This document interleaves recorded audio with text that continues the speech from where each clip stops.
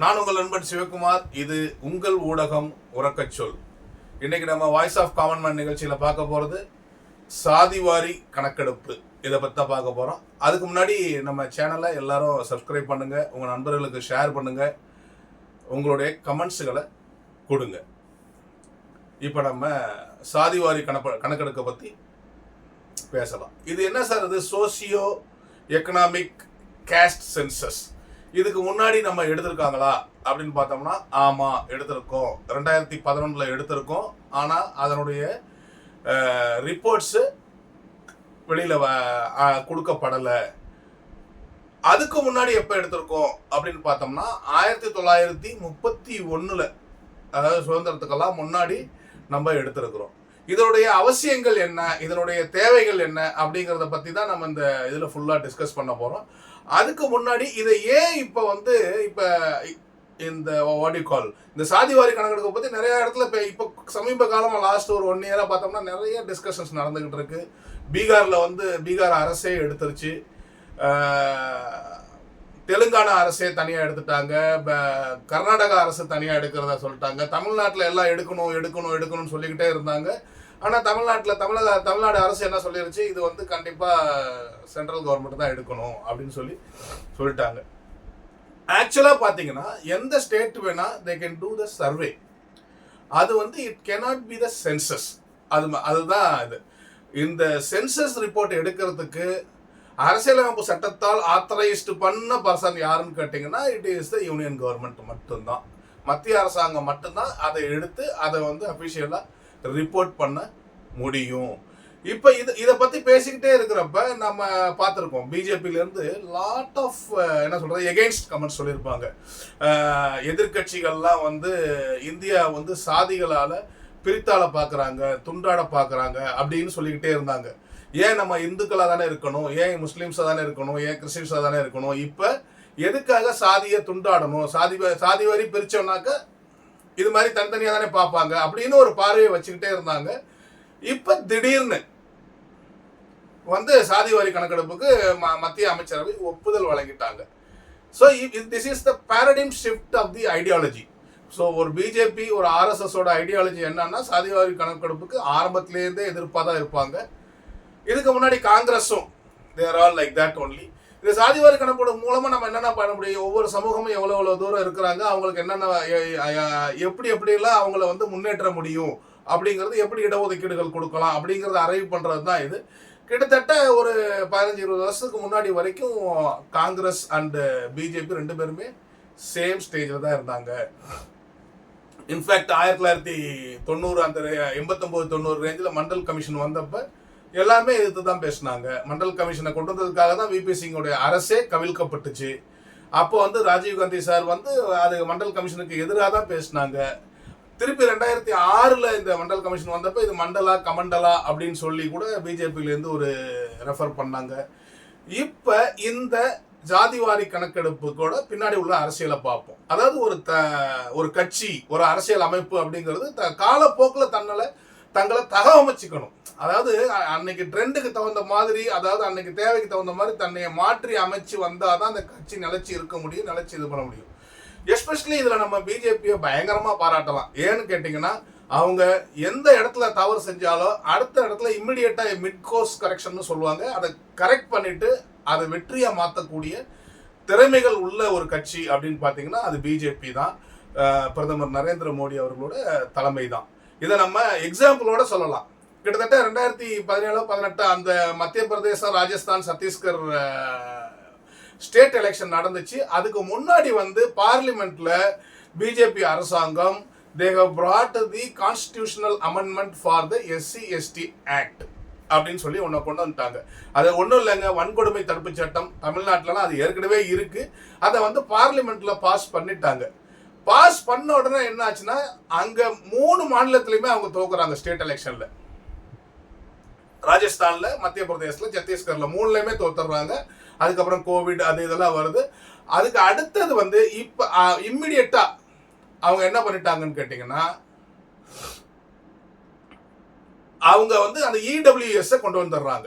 ஏன்னாக்க SC/ST constitution அமெண்ட்மெண்ட்டுங்கிறது வந்து நீ அங்கே வந்து ஃபார்வர்ட் காஸ்ட் கம்யூனிட்டிஸ் ஜாஸ்தி, அவங்களோட டாமினேஷனும் ஜாஸ்தி அந்த 3 ஸ்டேட்டில். அவங்க எங்ககிட்ட ஓட்டு வாங்கி நீ ஜெயிச்சுட்டு நீ SC/STக்கு கமெண்ட்ஸ் இது கொண்டு வரீங்களா, கான்ஸ்டியூஷனல் அமெண்ட்மெண்ட் கொண்டு வரீங்களா அப்படின்னு சொல்லிட்டு அவங்க எதிராக வாக்களிச்சுட்டாங்க. அதனால தான் ஜெயிச்சிச்சு. அதுக்கப்புறமேட்டு அந்தந்த மத்திய பிரதேசத்துல எல்லாம் ஆட்சி மாறுச்சுன்னா என்ன, இங்கேருந்து பாதி பேர் அங்கே ஜாயின் பண்ணாங்க. அந்த அரசியலுக்குள்ளார நான் வரலை. இதை புரிஞ்சுக்கிட்டு அவங்க EWS கொண்டு வந்தாங்க. அடுத்த எலெக்ஷன்ல கம்ப்ளீட்டா ஜெயிச்சாங்க. இதுதான் அவங்களுடைய அண்டர்ஸ்டாண்டிங். இப்போ அதே மாதிரி தான் 2024 அவங்க வந்து எனக்கு 400 சீட்டு கொடுங்க, give me 400, I will change the Indian constitution அப்படின்னு சொன்னாங்க. பிஜேபியோட ட்ரெண்டிங் அஜெண்டாவே அதுவாக தான் இருந்துச்சு, அவங்களோட நரேட்டிவே அப்படிதான் இருந்துச்சு. ஆனா ராகுல் காந்தி அவருடைய ஜோடா யாத்திரையா இருக்கட்டும், எல்லா இடத்துலையுமே அப்போ உடனே அவர் அரசியலமைப்பு சட்டத்தை புத்தகத்தை கையில் எடுத்துட்டாரு. ஐயா, அரசியலமைப்பு சட்டத்தை நம்ம காப்பாற்றணும் அப்படிங்கிற இவங்களுக்கு நேர் எதிர் ஸ்டாண்டை அவர் எடுத்து கொண்டுட்டு போனாரு. அது வரைக்கும் 49, 50 இருந்த சீட்டு வந்து இந்த 2024 100 சீட்டு, 99 சீட்டு கிட்ட காங்கிரஸும் ஜெயிச்சிச்சு. இப்போ வந்து அது அந்த மீட்டிங் முடிஞ்சதுக்கு பார்லிமெண்ட்ல ராகுல் Gandhi has given a viral speech about the OBC. இப்போ நீங்க எடுங்க, எல்லா செக்ரட்டரியேட் எடுங்க, இந்தியாவில் இருக்கிற எல்லா மினிஸ்ட்ரியோட செக்ரட்டரியேட்லயும் டாப் லெவல் பொசிஷன்ல எடுங்க, ஓபிசியில இருந்து எத்தனை பேர் இருக்கிறாங்க, எத்தனை பேர் வந்து டாப் அபிஷியல்ஸா இருக்கிறாங்கன்னு எடுத்து அவர் கிட்டத்தட்ட அதுக்கப்புறம் தான் இந்த நரேட்டிவ் வந்துச்சு. எல்லாம் சாதிவாரி கணக்கெடுப்பு எடுக்கணும், சாதிவாரி கணக்கெடுப்பு எடுத்து நம்ம வந்து அதுக்கு தகுந்த மாதிரி ரிசர்வேஷன் செட்டப்பை மாற்றணும் அப்படின்னா இந்த நரேட்டிவ் அங்கேருந்து செட் ஆகி வந்துகிட்டே இருக்கிறப்ப இது வந்து மிகப்பெரிய ஆயுதமாயிருச்சு. கிட்டத்தட்ட 2014 பார்த்தீங்கன்னா அவங்க ராகுல் காந்தியை வந்து பப்புன்னு சொன்னாங்க, அதுக்கப்புறம் கிண்டல் பண்ணாங்க, நிறைய பண்ணாங்க. அதுக்கப்புறம் அவர் பேச பேச இப்போ வந்து he is becoming a leader, he is also growing. இப்ப க்ரோ ஆகி இப்ப அவர் பேசுறப்ப அவங்களுக்காக இதுக்கு பதில் சொல்லாம இருக்க முடியல. அதுக்கு இதே மாதிரி இன்னொரு உதாரணம் பாத்தீங்கன்னா, ராகுல் காந்தி தான் பார்லிமெண்ட்ல திருப்பி பேசினாரு, நீங்க என்ன தலைகளா நின்னாலும் தமிழ்நாட்டுல உங்களால ஆள முடியாது அப்படிங்கிற வார்த்தையை பார்லிமெண்ட்ல சொன்னாரு. அதுக்கப்புறம் நீங்களே பாப்பீங்க அவங்க எவ்வளவு பிரகடனப்படுறாங்கன்னு பாருங்க. அங்க இருந்து எத்தனையோ மினிஸ்டர் டெய்லி வருவாங்க, போவாங்க, பேசுவாங்க, எல்லா வேலையும் செஞ்சுக்கிட்டே இருப்பாங்க. இப்ப பிஜேபி இவங்க எதிரியோட ஆயுதத்தை கையில எடுக்கிறாங்க. நீ என்ன உனக்கு என்னையா சாதிவாரி கணக்கு தானே, சரி தர்றேன் அப்படின்ட்டாங்க. இப்ப இதுக்கப்புறம் இவங்க எப்படி ரியாக்ட் பண்ணுவாங்கங்கிறத நம்ம இருந்து பார்க்கணும். இதே EWS கொடுத்தப்ப EWS மோடி அவர்கள் கொடுத்தாரு, ராகுல் காந்தி வரவேற்றாரு. ஆனா மக்கள் வந்து கொடுத்தவங்கள தான் ரெக்கக்னைஸ் பண்ணுவாங்க, வரவேற்றவங்களை கண்டுக்க மாட்டாங்க அப்படிங்கிறது உண்மை. ஆனா இந்த விஷயத்துல மோடி கொடுத்தாருன்னு நம்ம சொல்ல முடியாது, இவர் வரவேற்றான்னு சொல்ல முடியாது. மோடி இந்த ஸ்டாண்ட், அவருடைய பாராடிம் ஷிஃப்ட், அவங்களுடைய ஐடியாலஜிலேருந்தே பெரிய டீவியேஷன் எடுத்து இந்த முடிவுக்கு வர்றாங்கன்னா அதுக்கு முக்கிய காரணம் ராகுல் காந்தி தான். ஏன்னா ஸ்டேட் வைஸ்ல யாரு பேசினாலுமே மோடி வில் நாட் ரிவர்ட், அவர் வந்து அதுக்கு ரெஸ்பாண்டும் பண்ண மாட்டாரு. இப்ப ராகுல் காந்தி அதாவது தலைமை பொறுப்புல இருந்து அங்க இருந்து ரிவர்ட் பண்ணவும் அவர் ஒரு இந்த பொசிஷனை கையில எடுக்கவும் அவர் உடனே அதுக்கு ரியாக்ஷன் கொடுக்குறாங்க. இதே தான் தமிழ்நாட்டிலையும் அதே தான். இப்ப இது இதனால என்ன நல்லது நடக்க போகுது சார் இந்தியாவுக்கு அப்படின்னு பாத்தீங்கன்னா, இந்தியாவில் மொத்தம் 4000 ஜாதி இருக்கு, ஒரு 25,000 சப் கேட்டகரிஸ் இருக்கிறாங்க. தமிழ்நாட்டில் பார்த்தீங்கன்னா கிட்டத்தட்ட ஒரு 400க்கும் மேற்பட்ட சமூகங்கள் இருக்கு, அதுலேயும் கிட்டத்தட்ட ஆயிரக்கணக்கான சப்டிவிஷன்ஸ் இருக்கிறாங்க. இப்போ நம்ம தெரிஞ்சுக்க வேண்டியது எந்தெந்த சமூகங்கள் எவ்வளவு மக்கள் தொகையில் இருக்கிறாங்க, அந்த மக்கள் தொகைக்கு ஏற்ற மாதிரி பிரதிநிதித்துவம் கொடுக்கணும் அவங்களுக்கு. இப்போ நார்மலாக சொல்றேனே, தமிழ்நாட்டில் எடுத்துட்டோம்னா 400 சமூகம் இருக்குங்கிறோம், நமக்கு தெரிஞ்ச 10 சமூகம் சொல்லணும்னு சொன்னோம்னா 10 வரிசையாக சொல்ல முடியுமானே தெரியாது. ஒரு கொங்கு வெள்ளாள கவுண்டர்னு சொல்லலாம், ஒரு வன்னியர்னு சொல்லலாம், ஒரு முக்குளத்தூர்னு சொல்லலாம், ஒரு வடிகால் யாதவர்னு சொல்லலாம், ஒரு முத்தரையர்னு சொல்லலாம். இன்னும் கொஞ்சம் நிறைய போனோம்னா இன்னும் கொஞ்சம் டீப்பா யோசிச்சு பார்த்தோம்னா நிறைய விஷயம் சொல்லலாம். ஆனா நமக்கு தெரியறது டாப்ல இந்த 10 தான். இவங்க தான் ஏன்னா அங்கங்க அடர்த்தியா இருக்கிறாங்கிறதுனால நம்ம இதையே ரெப்ரசென்ட் பண்ணி இந்த பாலிடிக்ஸ் போய்கிட்டு இருக்கு. ஆனா இப்ப இந்த மாதிரி எடுத்தோம்னாக்க நிறைய சமூகங்கள் பறந்து வாழ்ந்துகிட்டு இருக்கும். தமிழ்நாட்டில் கன்னியாகுமரியிலிருந்து மேலே கும்மிடிப்பூண்டி வரைக்கும் நிறைய பறந்து வாழ்ந்துகிட்டு இருக்க சமூகங்கள் இருக்கும். அவங்களுக்கும் அரசியல்ல அதிகாரங்கள் வேணும் அப்படிங்கிறது தான், that is called the positive social ஜஸ்டிஸ்ன்னு சொல்லுவாங்க. அது எல்லாத்துக்கும் வேணும் அப்படிங்கிறத நம்மளோட இது. இதனுடைய பாசிட்டிவ் இது.